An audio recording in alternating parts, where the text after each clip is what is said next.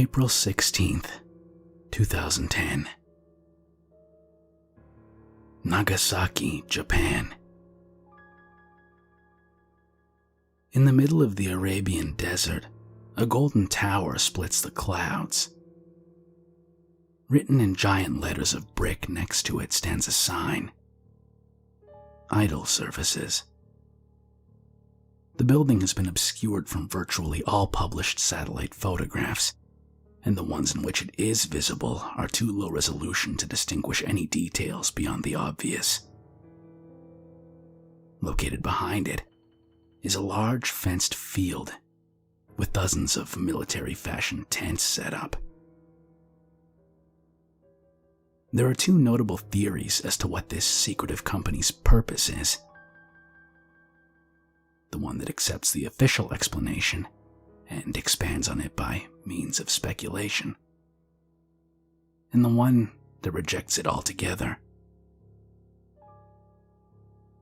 For you to make up your own mind, first you must read the About section archived from their now defunct website. Idol Services was founded by top businessmen from several countries with the goal of creating a new source of happiness for citizens of the world. We engineer the bass for deceased idol singers and allow their light to shine on from the hereafter by our trademark state-of-the-art vocal sampling technology, bringing a smile to the masses since 1999.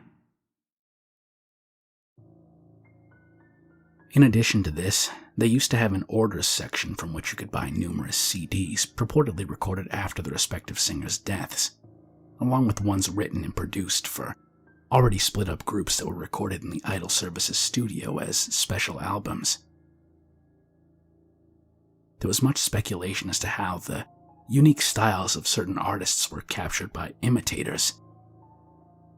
That's one of the main theories, because the prospect of the company being what they claim to be sounds ridiculous to many. However, if one was to inspect the timelines of the artists who they claim to have recorded, it would be difficult to not see the potential reality behind their claims. With the deceased's permission, I have done research on the last moments of singer Sayako Oame and unearthed a secret that was not meant to be known. In late 2009, only weeks before her early demise at the age of 19, Mrs. Owame's manager was contacted by a foreigner who wished to record her. Even more unusual of an aspect of this call was that he did not specify any songs, nor what record label he represented, if any. I interviewed her manager about this, and he admitted to feeling somewhat puzzled by the oddly specific request. The foreigner wished to have Sayoko meet him alone at the Nagasaki airport. Denying this for safety reasons, her manager had convinced the man to allow her to be accompanied by security personnel at the meeting. The reason this deal was accepted to begin with was that the foreigner offered to pay more than double what would be the usual for arrangements such as this. She went to meet the foreigner, accompanied by 2 security guards and her manager. The man that came to meet them was tall and dark with a long brown beard and appeared to be Middle Eastern. Although Sayoko's manager could not be certain of his nationality, he believed him to be either Saudi Arabian or Emirati. He had introduced himself as Nabu al-Jabbar.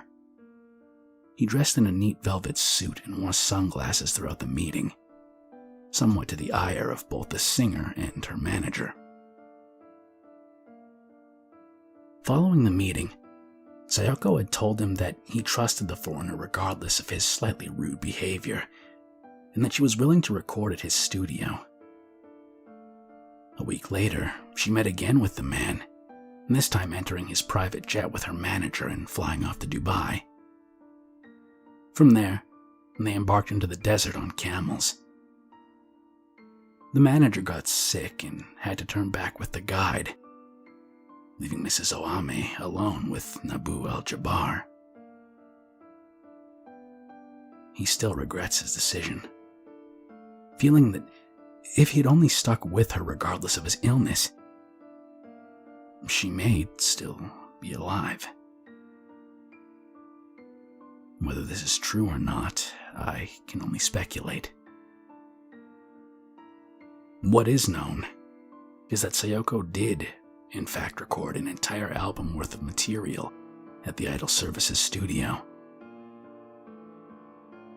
I've heard the raw a cappella recordings myself, and I can say for certain that it is her, having known her voice since she was a little girl. What I don't know is how she ended up in Amman, Abu Dhabi, Tokyo, Hiroshima, New York, Los Angeles, Helsinki, and Imatra in pieces. December 10th, 2009. Amman, Jordan. 2 trucks were inspected by police and their drivers questioned. They were later arrested on suspicion of human trafficking and murder, though mainly under circumstantial evidence. The only concrete piece of evidence that they had was the single finger propped up in a glass container within one of the trucks. This ring finger belonged to Sayoko Oame, and it had been cut off while she was still alive. December 12th, 2009. Abu Dhabi, United Arab Emirates. A suspicious package arrives at a junior high school, dropped off by a man who eyewitnesses said appeared European. Inside were 5 toes, all cut from the left foot of the idol singer. Again, tests revealed that she had been alive when they were severed. December 13th, 2009. Tokyo, Japan. A businessman came home to find a package wrapped in plastic in his bed. He opened it and saw, to his shock, that it contained a human nose. This, too, belonged to Sayoko. It couldn't be determined whether she had been alive when it was cut off or not, as the tissue was too damaged. But I'm almost certain that she hadn't died yet. December 16th, 2009. Hiroshima, Japan. 3 schoolgirls saw a suspicious-looking Arab carrying a large black plastic bag towards one of their homes. The man broke in, and the girl called the police, but he had already disappeared by the time they arrived. What they found inside the bag, which had been left in the girl's room, was a clitoris, impaled on a fish hook and a string with 2 nipples, 3 teeth, and the toes of a right foot tied to it. December 16th, 2009. New York City, United States of America. A homeless man found a finger in a dumpster.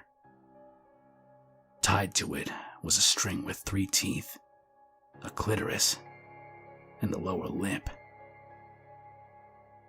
Tests showed that this also belonged to Sayoko, and that it had been cut off while she was still alive. Not only this, the clitoris and lip were that of an unknown female. The method in which they had been severed was surgical in nature, based on the seams. December 17th, 2009. Los Angeles, United States of America. A white van was inspected by police on suspicion of drug smuggling. only to find something much worse inside. A senior officer vomited at the scene. Miss Owame's tongue, fingers, and intestines hung from hooks inside the van, along with various other body parts belonging to 11 other girls.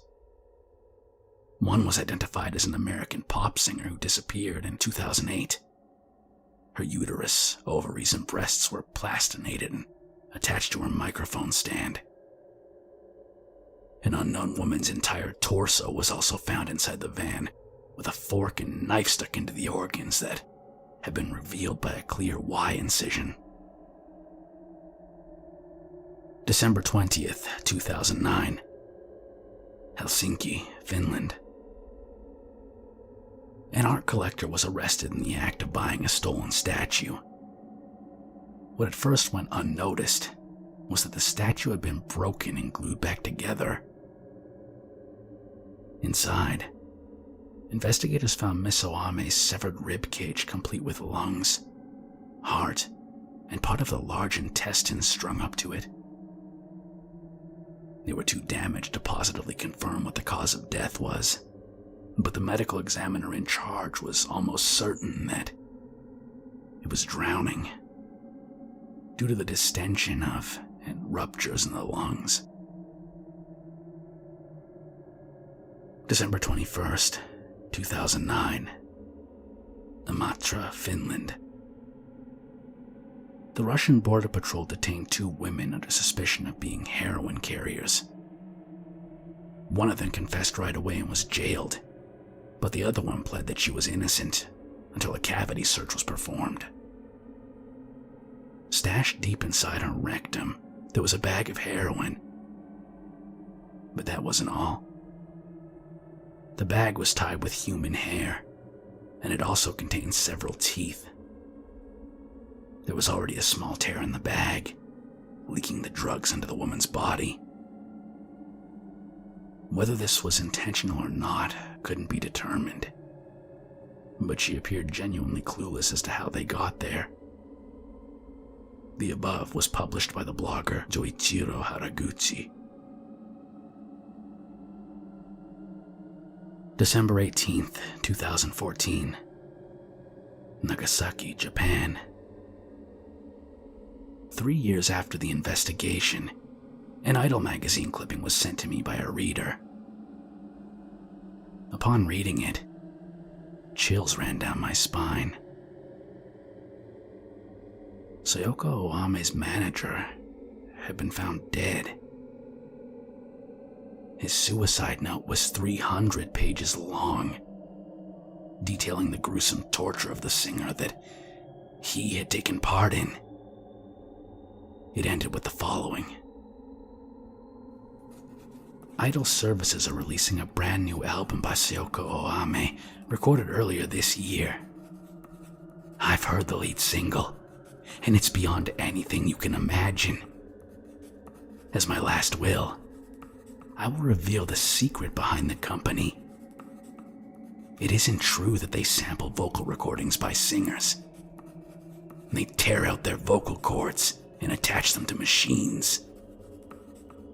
I know nobody will take me seriously, but that's how it is. I've seen it with my own eyes and heard it with my own ears. I can no longer live with the guilt of knowing this and being unable to do anything to help the poor souls gain rest. There are hundreds of idols who have already died, but yet they perform live to 1,000-headed audiences as surgical dummies lip-syncing to robots.